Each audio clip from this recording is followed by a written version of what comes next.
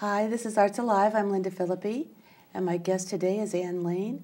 She's the director of the McMinnville Senior Center and the Wortman Park Art Gallery. So welcome. Thank you, Lynda. Do you want to start by talking about maybe a little bit about the Senior Center and then how the art gallery came into being? Sure, yeah.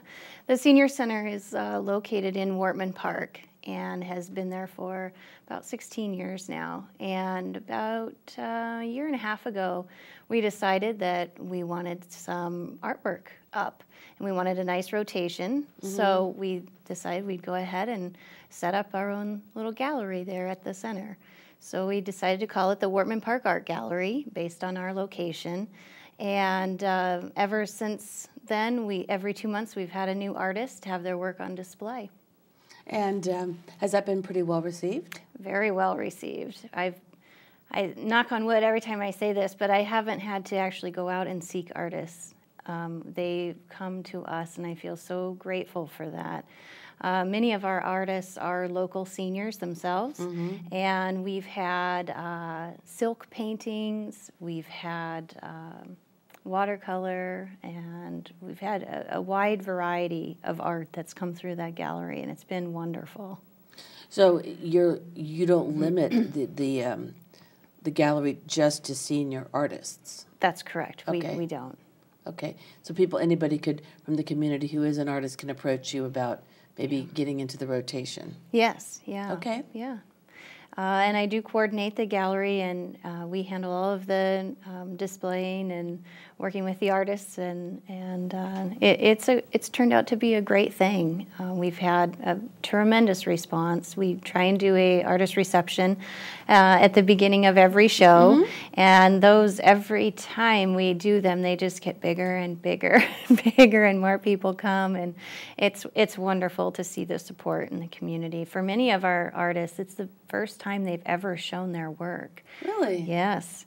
I had a fabulous textile artist a couple of shows ago. Dorothy Kim was her name. Oh, I know Dorothy. Okay. And this was the first time she'd ever shown her work, and she's just incredibly talented. So it was nice for us to be able to offer a space where she felt comfortable showing others her talent. Do you sell work through the gallery? We do. Okay. Yeah. We work with the artists, helping them with price points for their pieces. Like I said, many of them, this is the first time they've shown their work. We don't require that they sell items. It's purely up to them. Some of them just want to put it on display, and we're fine with that. Cool, okay. Yeah. So. Then after a show comes down, are there ways for people to, do you keep a contact list of artists you've had up? So if I said, oh gosh, I was in there and I saw some beautiful textiles and I can't remember the lady's name, but I really want to get in contact with her, you'd say, oh, that was Dorothy Kim, and here's her card. And Yeah. Okay. I keep a file on everybody and all of our artists and when they showed their work. And we've had that situation come up before, and somebody missed the show and they really wanted to see your work and want to talk to the artist directly. So other great things that have come out of the gallery that were totally unexpected were a few of the artists have decided to kind of expand beyond the art gallery.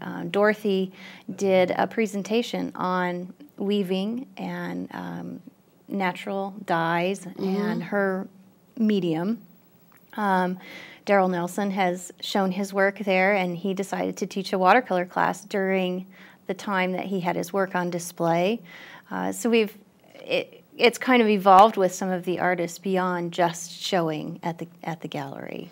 Which is kind of interesting, because I was going to ask you about, I often see catalogs come through and different kinds of things and senior news. And can you talk a little bit about maybe some of the classes that you do offer? Yeah, we've got a wide variety of classes and programs that we offer at the center, and we really try to address the whole person, the whole being. And we've got everything from personal care, one-on-one private consultations, foot care, acupuncture, those types of services. We have artists come in and teach classes. We have fitness and wellness programs.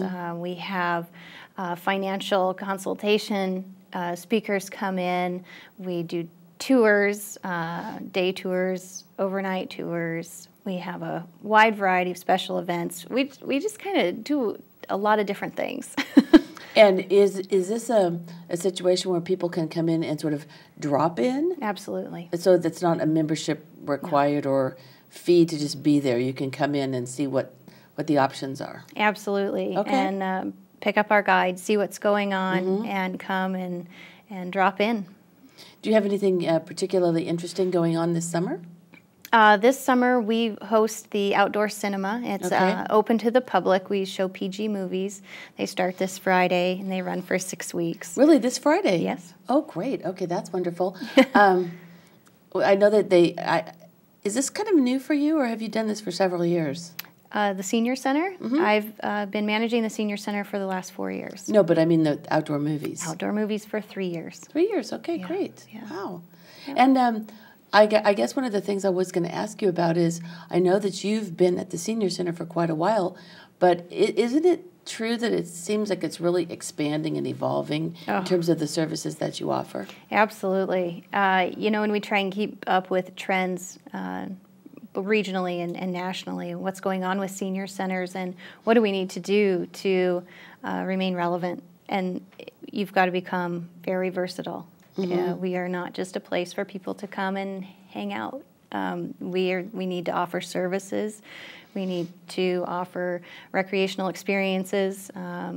We need to continue educating and letting them have the opportunity to learn and grow and expand their minds. So, well, it's kind of interesting, when you think about it, because when I was doing grant writing, what I found out is that the federal government considers anybody over the age of 50 elderly. Yes. That was really kind of freaky for me. It was like, whoa, I'm elderly. Okay, when you think of elderly, you think of, your own grandmother, perhaps, but certainly not yourself. Right. And it's so interesting because I'm also obviously a baby boomer.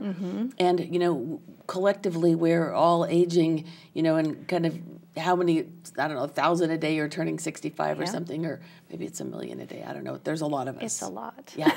And so, but the fact is that even if people work right up to the tip end of when the government says you're supposed to work to get Social Security, you're still very likely to live, 25 years beyond that. Well beyond that. What do you do? Yeah, how do you keep it fun and relevant, because people don't just sit in the rocking chair anymore? That's right.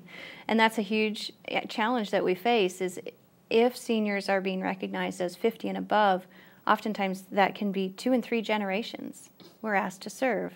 And if you really think about the experiences that those people have had and what they've lived through, it's very, very different. The experiences you had as a child and growing up is very different than somebody that's currently in their 80s. There's the Depression, and then there's those that were in the 70s, and it's a very different mindset, and it's also a very different expectation of what a public service is. And what their expectation is when they come to the center. So we've had to become very versatile. We've had to really look at everything that we're doing, and are we addressing everyone 50 and above with some type of service? That's a huge challenge. How many people, do you have any idea of how many people you serve in any given year? Is that something that you track? We try so hard to track it. It's very difficult. We ask people to sign in, and that's our big technical way of tracking people. And we serve several hundred a year. I don't have a number that I can tell you for certain, but we do have great attendance at the center. We know we're not reaching everyone, though.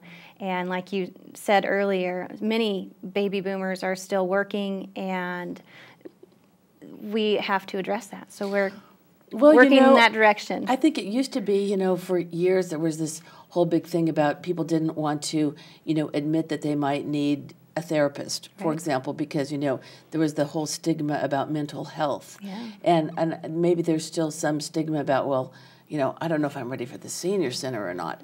But I'll tell you that I have a friend who lives down in Arizona. And she said, oh, it's too bad you can't, come down here maybe for the winters.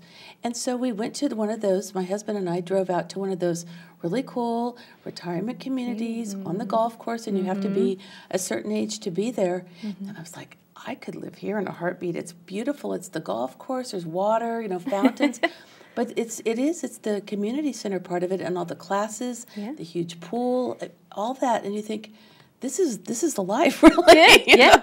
Sign me up. Yeah, that's right. It's active living, and Exactly. and that's really kind of the key. What people are looking for is, how do I remain active at this point in my life? Are there things out there made available to me that are of my interest with my peers? That's true. So, exactly. And that we've found that with the gallery that we get a lot of folks that come to our receptions who otherwise wouldn't have come into the center. Once we get them there, we can show them what we offer and give them the guide, let them go back to the safety of their home to read it and think about maybe coming back and spending time with us again. And we've captured a lot of new people through our efforts with the gallery, with different marketing materials and things, and it's made a huge difference. We are there to serve everyone over 50, and we don't want to carry that stigma of it's just for the very frail and elderly. It's for all that are 50 and above. Now, so how are you funded? Is this through Park and Rec? This is a segment of Parks and Recreation, Okay. so the city government. Okay. Yeah, and we've had a standalone facility for almost 16 years now. There were some folks that were very adamant many, many years ago that said seniors are important. They're here in our community. They're going to continue to move here because it's a great place. Right. And we need a standalone center. And they worked very hard and raised a lot of money to make that happen. Well, I think that's important. I know, when people go to the community center, it's really wonderful. And there are a lot of programs, and it's great. But sometimes, I could see where there's the advantage of not having to listen to the kids play basketball. Yes. The thump, Yeah. and that's perfect Right. for kids to be able to play basketball, especially when it's raining outside. Right. But it's also nice. I think the standalone facility makes a huge difference. And they're interacting among their peers. You're not going to a senior program at a facility that has toddler programs. You're coming to a facility that's just for you and what you're interested in.